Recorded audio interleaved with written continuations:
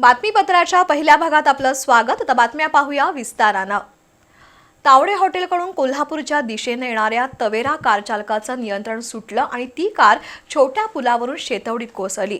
या अपघातात कार खाली दबल्यानं दुर्गाप्रसाद ईटी या 28 वर्षीय तरुणाचा जागीच मृत्यू झाला। तो कावळा नाका परिसरातील रहिवासी होता, तर कारमधील अन्य 3 जण जखमी झालेत। अपघातानंतर घटनास्थळी मोठी गर्दी जमली। नागरिकांनी कार खालून दुर्गाप्रसादचा मृतदेह बाहेर काढला। आज सायंकाळी 6 वाजण्याच्या सुमारास हा अपघात झाला। कोल्हापुरातील कावळा नाका परिसरात राहणारा दुर्गाप्रसाद ईटी आणि अन्य 3 जण तवेरा कारमधून तावडे हॉटेलकडून कोल्हापूरच्या दिशेने येत होते।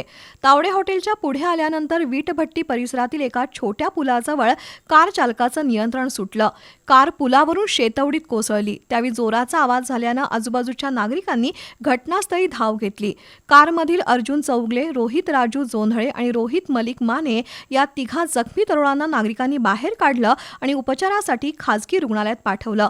दरम्यान कार खाली एक तरुण दबल्याचं नागरिकांना दिसून आलं। त्यानंतर नागरिकांनी उलटलेली तवेरा कार सरळ करून कार खाली अडकलेल्या तरुणाला बाहेर काढलं, मात्र गाडी खाली दबल्यानं त्याचा जागीच मृत्यू झाला।